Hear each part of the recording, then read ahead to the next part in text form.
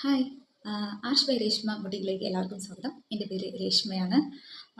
അപ്പോൾ ഞാൻ ഒരുപാട് യൂട്യൂബ്സിൻ്റെ വീഡിയോസിൻ്റെ താഴേക്ക് ഈ ആരി വർക്കിലെ ബ്ലൗസിലെ ബീഡ്സിൻ്റെ ക്വാളിറ്റീസൊക്കെ എങ്ങനെയായിരിക്കും നമുക്ക് മനസ്സിലാക്കാൻ പറ്റുക, ഫേക്കാണോ, കുറച്ച് കഴിഞ്ഞ് ആകുമ്പോഴത്തേക്കും ആയിരിക്കും അത് കളർ മങ്ങി പോകുന്നത്, ബ്രൈറ്റ്നസ് പോകുന്നത് ആയിട്ടുള്ള കുറേ കമൻസുകൾ കണ്ടിട്ടുണ്ട്.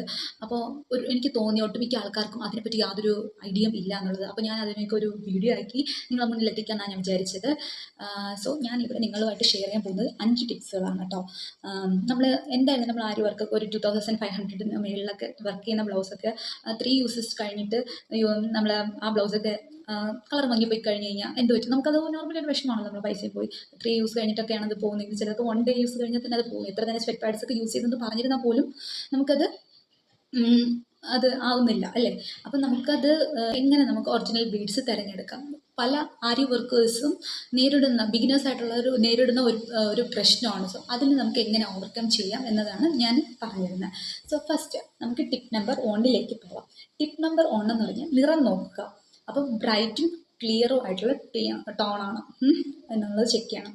ഒന്ന്, ബീഡ്സിന് മങ്ങലാണോ എന്ന് നോക്കണം. ഓക്കെ, ബീഡ്സിന് മങ്ങലാണെങ്കിൽ നല്ല ക്വാളിറ്റി ബീഡ്സ് എപ്പോഴും ഷൈനായിട്ട് മാത്രമേ ഇരിക്കുള്ളൂ. മങ്ങലൊക്കെ ഉള്ളതാണെങ്കിൽ നമുക്ക് ഉറപ്പിക്കാൻ എന്തായിരുന്നാലും നമ്മളത് കൊണ്ടുവന്ന് വർക്ക് ചെയ്ത് ഒരാഴ്ചയൊക്കെ കഴിയുമ്പോഴത്തേക്ക് അത് ചീത്തയായി പോകാനോ അല്ലെങ്കിൽ കറുത്ത് പോകാനൊക്കെ ഉള്ള ചാൻസ് കൂടുതലാണ്.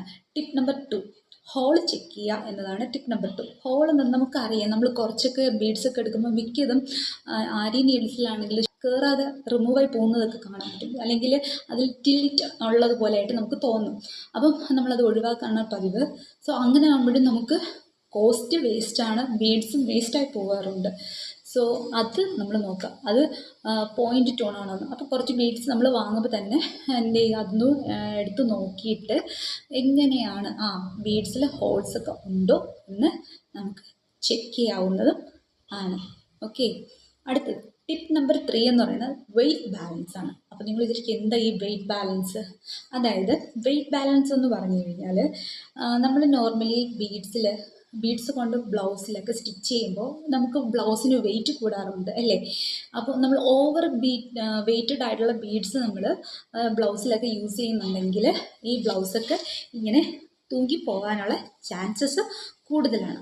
സോ നമ്മൾ എന്താ പറയുക, തീരെ ലൈറ്റായിട്ടുള്ള ബീഡ്സ് യൂസ് ചെയ്യണമെന്നല്ല, അത് പ്ലാസ്റ്റിക് ആയിട്ടുള്ള ബീഡ്സൊക്കെയാണ് കൂടുതൽ യൂസ് ചെയ്യുന്നതെങ്കിൽ അതിൽ നമുക്ക് മിസ്റ്റേക്കുകൾ പറ്റാറുണ്ട്. സോ വെയ്റ്റ് ബാലൻസ് ചെയ്ത് നമ്മൾ എടുക്കുമ്പോൾ ഓവർ വെയ്റ്റഡും ആയിരിക്കാൻ പാടില്ല, വെയ്റ്റ്ലെസ്സും ആയിരിക്കാൻ പാടില്ല, മീഡിയം ആയിരിക്കണം. അല്ലെങ്കിൽ നമുക്ക് വർക്ക് നല്ല പെർഫെക്ഷനിൽ ആയിരിക്കും. നെക്സ്റ്റ് ടിപ്പ് നമ്പർ 4, ഇത് നിങ്ങൾ ക്ലിയർ ആയിട്ട് മനസ്സിലാക്കേണ്ട ഒരു കാര്യമാണ്. പലർക്കും ഇവിടെയാണ് അടിപറ്റി പോകുന്നത്. കളർ ടെസ്റ്റ് നമ്മൾ നല്ല നല്ല കളേഴ്സൊക്കെ കണ്ട് ഗോൾഡ് അല്ലെങ്കിൽ സിൽവർ കഴിഞ്ഞ് കഴിഞ്ഞാൽ നമ്മൾ കളറിലോട്ട് പോകുമ്പോഴായിരിക്കും പലർക്കും ഈ പ്രശ്നം ഉണ്ടാകുന്നത്. ചെറുതായിട്ടൊന്ന് വെള്ളം നനഞ്ഞാൽ, അല്ലെങ്കിൽ നമ്മൾ പുറത്ത് ആ ഡ്രസ്സ് ഇട്ടിട്ട് പോയി മഴയൊന്ന് ചെറുതായിട്ടൊന്ന് നനഞ്ഞാൽ മതി തന്നെ നമ്മൾ ഡ്രസ്സിൽ കംപ്ലീറ്റ് ആയിട്ട് അതിൻ്റെ കളർ പിടിക്കാനുള്ള ചാൻസ് കൂടുതലാണ്. സോ അത് നമ്മൾ ഒഴിവാക്കണം. അപ്പോൾ അത് ഒഴിവാക്കാൻ വേണ്ടിയിട്ട് നമ്മൾ കളർ ടെസ്റ്റ് ചെയ്യേണ്ടതായിട്ടുണ്ട്. ഒന്ന്, നമ്മൾ ഹോൾസെയിൽ കടയിലോ അല്ലെങ്കിൽ റീറ്റെയിൽ കടയിലോട്ട് പോകുമ്പോൾ ആ ബീഡ്സ് നമ്മൾ വാങ്ങുന്ന കളർ ബീഡ്സിൽ ഒന്ന് കയ്യിലെടുത്ത് ഒന്ന് റബ്ബ് ചെയ്ത് നോക്കുകയോ, അല്ലെങ്കിൽ കുറച്ചൊന്ന് വാട്ടർ വെച്ച്, അല്ലെങ്കിൽ നമ്മളിൽ വെറ്റ് വൈപ്സ് ഒക്കെ ഉണ്ടാവുമല്ലോ, ആ വൈപ്സ് ഒന്ന് വെച്ച് അതിലേക്കൊന്ന് റബ്ബ് ചെയ്ത് നോക്കുക. അത് റബ്ബ് ചെയ്ത് നോക്കുമ്പോഴത്തേക്കും അതിൽ കളർ പോകുന്നില്ല എന്ന് നിങ്ങൾക്ക് മനസ്സിലാവുന്നെങ്കിൽ നിങ്ങൾക്ക് ആ ബീഡ്സ് തിരഞ്ഞെടുക്കാവുന്നതാണ്. സോ ഇനി ലാസ്റ്റ് ടിപ്പ് 5ലേക്ക് പോവാം. ട്രസ്റ്റഡ് ബ്രാൻഡാണ്. ട്രസ്റ്റഡ് ബ്രാൻഡ് എങ്ങനെയായിരിക്കും? നമ്മൾ പലരും കേട്ടിട്ടുണ്ട് എ സ്റ്റാർ ബ്രാൻഡ് കൊള്ളാം. ഇപ്പോൾ എ സ്റ്റാർ ബ്രാൻഡിൻ്റെ തന്നെ ഒരുപാട് ലോക്കലായിട്ടുള്ളതും ഫേക്കായിട്ടുള്ള കുറേ ബീഡ്സുകൾ ഇവിടെ വരുന്നുണ്ട്. സോ നമുക്ക് ട്രസ്റ്റഡ് ആയിട്ടുള്ള ഇതൊക്കെ എങ്ങനെ കിട്ടാം? ഞാനിത് ചെക്ക് ചെയ്യാതെ ഫസ്റ്റ് വാങ്ങിച്ചതാണ്. ഞാൻ പിന്നെ അത് കളയാൻ മടിച്ചിട്ട് സൂക്ഷിച്ച് വെച്ചതാണ് കേട്ടോ. ഞാൻ കുറച്ച് വെള്ളം അതിൽ ഒഴിച്ചിട്ടുണ്ട്. ഇത് കണ്ടില്ലേ കളർ പോകുന്നത്? കണ്ടോ?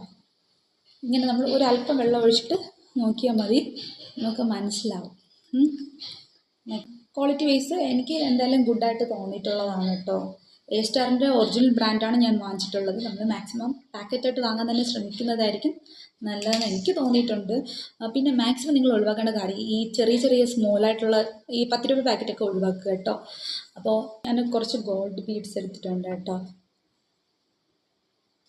ഉണ്ട്, കളറൊന്നും പോകത്തില്ല.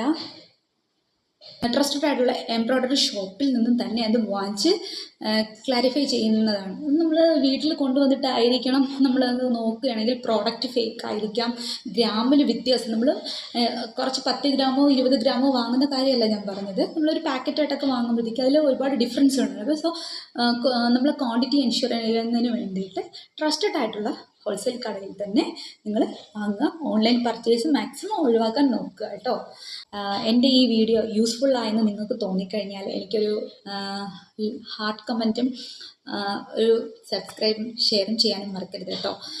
നിങ്ങളുടെ സപ്പോർട്ട് ഉണ്ടെങ്കിൽ മാത്രമേ എനിക്ക് മുന്നോട്ടുള്ള വീഡിയോസൊക്കെ ചെയ്യാനായിട്ട് പറ്റത്തുള്ളൂ. സോ എൻ്റെ വീഡിയോ ഇഷ്ടപ്പെട്ടെങ്കിൽ തീർച്ചയായിട്ടും എനിക്ക് ലൈക്ക് ചെയ്യുക, ഷെയർ ചെയ്യുക. ബൈ. ഇപ്പോൾ നെക്സ്റ്റ് വീഡിയോയിലേക്ക്